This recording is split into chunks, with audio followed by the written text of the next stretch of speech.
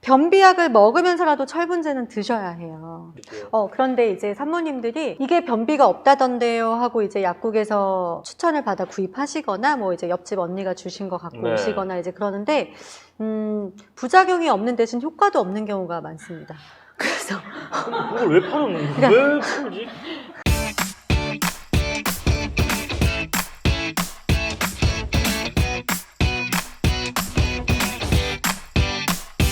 인천 서울여성병원에 근무하고 있는 김소영 과장이라고 합니다. 반갑습니다. 아마도 이제 용종 때문에 출혈이 있다는 얘기를 좀 들으셨을 거예요. 근데 이제 이 용종이라는 게 자궁 내막 또는 이제 자궁 경부 안쪽, 그러니까 점막 쪽에 보통 생기는 이제 혹인 경우가 많은데, 그것이 이제 임신을 하는 과정에서 그 경관에 있던 게 밀려 나와서 이제 보이는 경우도 있고, 이렇게 노출이 되면 이제 출혈의 형태로 보일 수가 있고요. 네. 그래서 이게 비임신 상태에서는 그냥 보이는 대로 다 떼면 어쨌든 출혈도 좀 예방이 되고 치료가 되는데, 임신 상태에서는 이걸 함부로 건드리기가 좀 어렵습니다. 임신 상태에서는 이게 단순한 자궁 경부에 있는 용종이 아니라 임신 조직과 연결되어 있는 경우도 있기 때문에 이거를 이제 임신 중에는 함부로 건드리지는 않고, 일단 출혈이 너무 자주 있으면 지혈을 일시적으로 뭐 약물이나 뭐 꺼즈를 넣는다든지 해서 지혈을 시킨다든지, 아니면은 이제 너무 크거나 출혈이 좀 많으면 거기를 이제 묶어서 피가 안 통하게 해서 이제 저절로 떨어져 나오게 이제 해준다든지, 네. 또는 이게 용종이 너무 큰 경우에, 그러니까 그 임신 조직으로부터 너무 크게 연결이 되어 있는 경우에는 가끔 자궁 경부가 열려서 조상과 연관이 되는 경우도 있거든요. 이제 그런 경우에는 자궁 경관 봉축술이라고 해서 그런 수술이 필요한 경우도 있습니다. 대부분의 경우에는 출산하는 과정에서 그냥 다 떨어져 나오고, 뭐 그때 떨어져 나오지 않았다면 이제 출산 후에 검진하는 과정에서 이제 확인이 되면 제거를 하면 되겠습니다. 네, 알겠습니다. 네, 그러니까 임신 중에 가장 많이 일반적으로 느끼는 증상 중에 하나가 이제 어지러움증인데, 네. 이게 이제 임신 초기부터도 있을 수 있어요. 근데 이제 우리나라 분들이 네. 어지러우면 빈혈이 있다고 생각을 해요. 어지러움은 빈혈 이렇게 생각을 하시거든요. 같은 느낌으로. 아니, 전혀 다른 얘기고, 빈혈이라는 건 이제 임신 중후반기부터 이제 아무래도 혈색소가 떨어지기 때문에 빈혈이 생길 수 있습니다. 근데 빈혈로 인해서 어지러움은 정말 갑자기 혈색소 수치가 떨어진다든지, 뭐 출혈이 심하게 있다거나 이제 그럴 때 생기는 거고, 이제 만성적인 이제 빈혈 같은 경우에 이제 어지럼증이 갑자기 생기진 않아요. 근데 이제 주로 임산부들에게서 나타나는 어지럼증의 원인은 대체로 이제 배 쪽으로 혈액이 많이 몰리지 않습니까? 네. 그렇기 때문에 갑자기 이렇게 일어나거나 또 누웠다 일어나거나 오래 서 있거나 이제 그러면 순간적으로 이제 머리 쪽으로 가는 혈액이 좀 부족해지면서 이제 저혈압성 빈혈, 어지러움증이 생길 수가 있어요. 네, 그래서 이제 그럴 때는 빨리 어디 앉으시거나 어디 누우시거나 넘어지지 않게 좀 조심을 하시는 게 좋고, 아무래도 뭐 이제 철분제 같은 건 기본적으로 이제 열심히 잘 챙겨 드시기는 하시지만 어쨌든 넘어지지 않게는 좀 조심을 하시는 게 좋아요. 그리고 또 하나, 이제 귀 쪽에 문제가 있어도 또 어지러울 수가 있는데, 이제 이건 양상이 조금 다른데 고개를 이렇게 돌리거나 그럴 때 이제 팽그르르 돈다든지 이렇게 계속 토할 정도로 계속 어지럼증이, 왜 놀이기구 타면 어지러운 것처럼 주변이 뱅글뱅글 도는 양상으로 이제 어지럼증이 생긴다든지 하면 그건 이제 이비인후과적인 문제일 수가 있어요. 이석증이라고 해서 이제 우리 몸의 평형을 담당하는 이제 그런 기관에서 문제가 있을 수가 있기 때문에 이제 그럴 때는 너무 이제 어지러워서 움직이지 못하시는 경우도 있거든요. 근데 그럴 때 이제 이비인후과 가셔서 이제 물리치료 같은 걸 좀 받으시면 도움이 될 수가 있습니다. 네, 알겠습니다.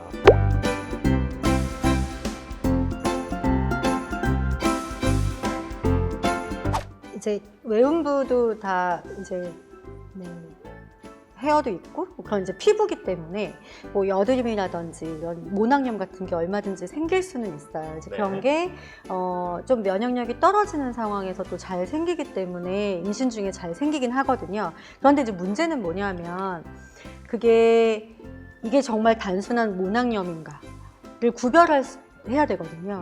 그러니까 마치 이제 우리가 예를 들면 헤르페스 같은 그런 생식기 사마귀 같은 경우에도 모낭염과 엄마들이 직접 구별하실 수 없을 가능성이 높습니다. 그런데 문제는 이런 헤르페스 같은 경우는 출산을 할 당시에 만약에 병변이 있으면 제왕절개를 해야 되기 때문에 본인이 이제 이게 헤르페스인지 아니면 모낭염인지 구별을 해야 되기 때문에 병변이 생기면 일단은 주치의한테 보여주시고 그게 어떤 병변인지 확인을 꼭 해두시는 게 좋습니다. 또는 뭐 곤지름 같은 것도 뭔가 이렇게 튀어나와 있는데 이게 모낭염인지 뭐 곤지름인지 그것도 이제 일종의 사마귀 같은 건데 그런 걸 구별할 수 없을 수 있거든요. 이제 그러면은 그런 것도 이제 나중에 뭐 출산을 하기 전에 제거를 한다든지 또는 이제 출산을 할 때 조금 조심해야 할 필요가 있기 때문에 구별이 될 필요가 있죠.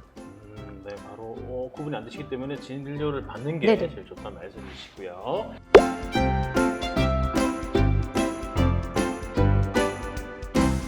어떤 검사를 하는데 조심해야 하는 것이라는 말은 맞지 않고요. 임신성 당뇨에 걸리지 않기 위해 조심해야 되는 게 맞겠죠. 그렇죠. 검사를 통과하기 위해 조심해야 되는 게 아니라 임당을 조심해야 그쵸. 돼 그런 네. 음식. 당연히 조심하시는 게 좋고 임신성 당뇨는 일단은 이제 임신을 하면 약간 우리 몸은 조금 당뇨 같은 상태가 됩니다. 이게 혈당이 약간 올라갈 수가 있고 이게 조절이 잘 안 될 수가 있는데 아무래도 이제 혈당을 계속 자극하는 음식들, 단 음식 그리고 이제 탄수화물 이런 것들을 좀 많이 드시면 당연히 이제 우리 몸에 이제 혈당이 올라가 있는 상태가 되고 인슐린을 계속 이제 자극하기 때문에 체중이 자꾸 늘어나는 상태가 되기 때문에 아무래도 이제 그런 음식들은 임신 기간 내내 너무 많이 드시지는 않으시는 게 좋고요. 주수 제한을 두고 운동을 제한하지는 않습니다. 네네. 그리고 이제 운동에 뭐 우리가 생각했을 때 일반적으로 뭐 너무 과격하거나 위험한 운동만 아니면 괜찮으시고 그런데 기존에 했던 운동을 이제 강도를 좀 조절해 가면서 하시는 건 얼마든지 괜찮은데 새로운 운동을 갑자기 시작하시는 거는 별로 권하지 않습니다. 일단 기본적으로 한 30분 정도 산책하시는 거 정도는 어느 주수에나 가능하고요. 물론 이제 아시다시피 너무 임신 초기에 뭐 출혈이 있다거나 좀 불안정한 시기라든지 또는 뭐 조산기가 있다고 얘기를 드렸다거나 이런 경우에는 조금 운동은 조심하셔야 되죠. 알겠습니다. 초코우유도 많이 먹으면 안 좋은가요? 당이 많지 않나요? 다니까. 그렇죠.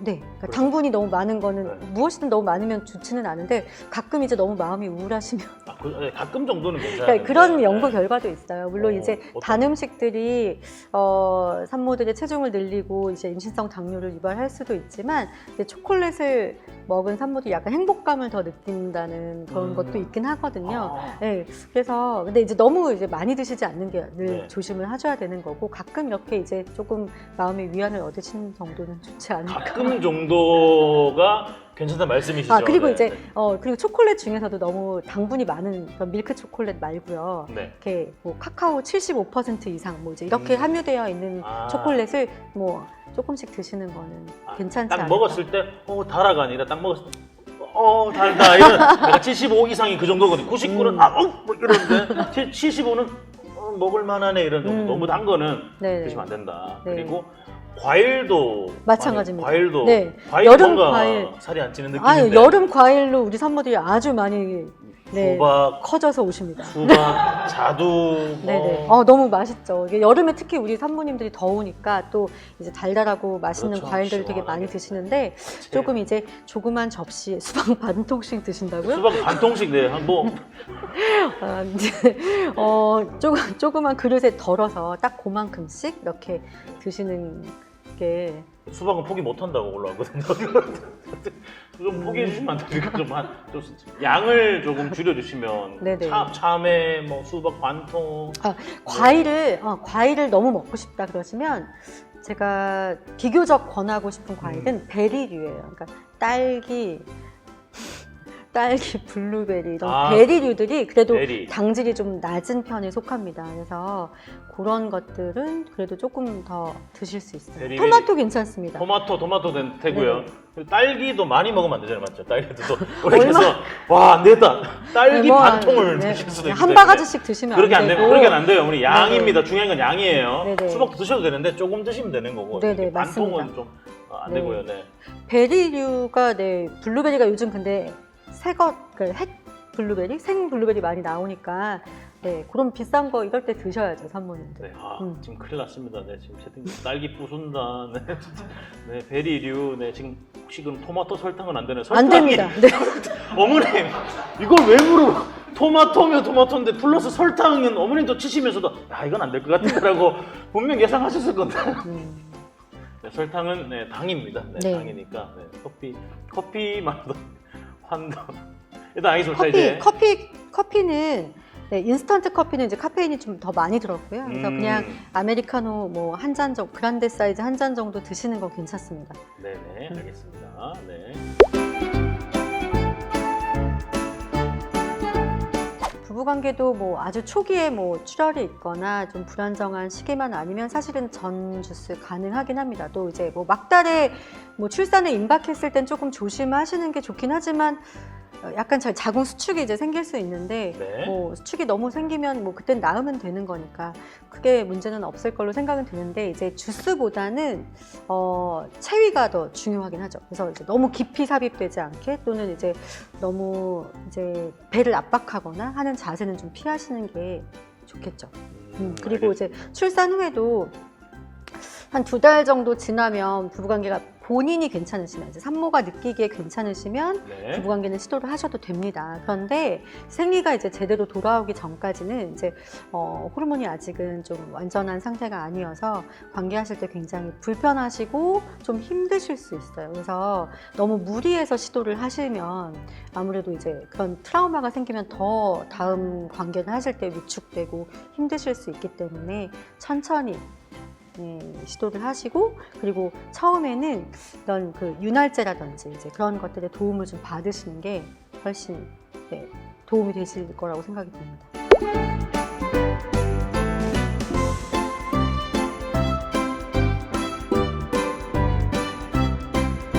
철분제는 드셔야 합니다. 저번에 드셔야 되네요, 어머니. 치질은 이제 산모님들 거의 50% 이상의 임신 중에 겪게 되는 문제인데 변비가 생기면 당연히 더 힘드시거든요. 저희 질문 중에도 아마 치질 문제가 있었는데 임신 중에 일단은 변비가 생기지 않게 조절을 하시는 게 가장 중요하고 제가 산모님들한테 항상 말씀드리는 거는 변비약을 먹으면서라도 철분제는 드셔야 해요. 네, 그러니까 임신 중에 필요하군요. 꼭 먹어야 되는 약 네. 딱 한 가지를 고르라면 철분제입니다. 100이면 100 다 빈혈은 생기기 때문에 그래서 꼭 철분제는 드셔야 되고 과일 중에서는 키위가 제일 좋습니다. 네, 변비 예방에 키위가 가장 좋고 엽산도 많이 들어있기 때문에 산모님들에게 그래도 좋은 과일이거든요. 그리고 유산균도 뭐 좀 챙겨 드시고 또 정 힘드시면 이제 주치의 선생님께 변비약을 좀 처방을 받으면서라도 철분제는 꼭 드셔야 해요. 그리고 그 같은 철분제를 먹어도 흡수되는 정도가 다르고 사람마다 식생활이 다르기 네. 때문에 빈혈 수치가 올라가는 분도 있고 떨어지는 분도 있거든요. 그래서 그 붉은 고기라든지 뭐 브로콜리, 시금치 이렇게 철분 함량이 좀 많은 음식들도 좀 챙겨 드시는 게 좋겠습니다. 철분제 말고도 음식으로 섭취를 하시면 좋겠다는 네네. 말씀이시고요. 그런데 이제 산모님들이 이게 변비가 없다던데요 하고 이제 약국에서 추천을 받아 구입하시거나 뭐 이제 옆집 언니가 주신 거 갖고 네. 오시거나 이제 그러는데 부작용이 없는 대신 효과도 없는 경우가 많습니다. 그래서 이걸 왜 파는 그러니까 왜 팔지?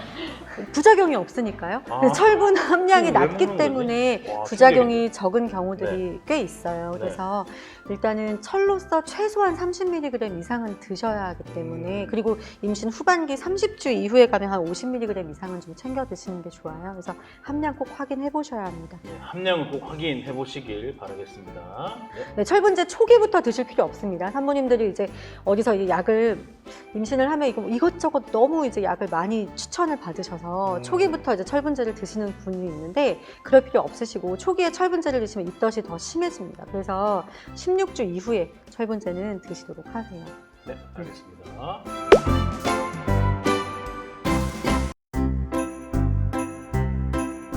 임신 중에 이제 질염도 여러 가지 종류가 있을 수 있어요. 그래서 근데 자꾸 재발을 하는 걸 아마 말씀하시는 거면 좀 가려움증을 유발하는 이제 질염이 곰팡이염증이라고 하는데 그거는 네. 이제 면역력이 좀 떨어지는 상황에서 생길 수가 있고 임신 중에 아무래도 면역력이 좀 떨어지기 때문에 이제 그게 자꾸 재발을 할 수가 있습니다. 그래서 저 같은 경우도 이제 뭐 질정이라든지 뭐 이제 연고 같은 걸 좀 처방을 하고 있고 만약에 이제 그런 종류가 아니라 좀 다른 종류의 질염이 의심이 된다면 네. 이제 뭐 균 검사나 이런 걸 통해서 이제 정확하게 치료를 받아야 하는 것이죠. 그리고 어떤 질염 중에는 이제 조산이라든지 이런 것과 또 연관이 있을 수 있기 때문에 네. 반드시 확인을 해보시는 게 좋겠습니다. 오래 앉아 있는 거랑 상관없죠. 아, 네, 근데 관계 없습니다. 네, 관계없고. 오래 앉아 있거나 뭐 꽉 끼는 네. 옷을 입거나 뭐 이런 네. 거 전혀 질염과는 연관은 없겠습니다. 그리고 질염 관련 유산균 같은 아. 효과가 있는지. 그 많이 팔죠 요새. 네. 네, 질염에 좋다고 하는 유산균을 많이 판매를 합니다만 사실은 이제 그 원래는 이게 이제 시작은 아마도 질에 있는 정상적인 유산균이 네. 이제 여러 가지 세균 감염이나 이런 걸 예방을 해주기 때문에 그런 컨셉으로 아마 이제 약이 개발은 됐을 거예요. 그래서 장내세균의 이런 장내세균의 종류를 좀 좋게 만들어주면 질에도 이제 좋은 영향을 미칠 것이다라는 가정이고 사실은 이제 입으로 먹어서 소화되는 유산균이 얼마나 질로 갈 수 있을까는 사실은 산부인과에서도 약간 의문이 좀 있어요. 그래서 유산균은 물론 좋은 거기 때문에 뭐 드시는 거는 좋은데 이게 질염을 예방하기 위한 뭐 혹은 치료하기 위한 그런 목적으로 너무 맹신하시면 안 되겠고 차라리 이제 질정 같은 형태로 된 유산균이라든지 뭐 이제 그런 게 오히려 도움이 될 수 있겠습니다. 이거는 뭐 이렇게 딱 하나로 말씀을 드리기는 되게 어려운 문제고 이제 일반적으로는 이제 제왕절개를 하는 경우에 이제 모성 사망률이라든지 또는 네. 이제 뭐 감염, 뭐 혈전, 색전증, 기타 등등의 이제 이런 부작용들, 이런 합병증이 당연히 제왕절개가 더 높습니다.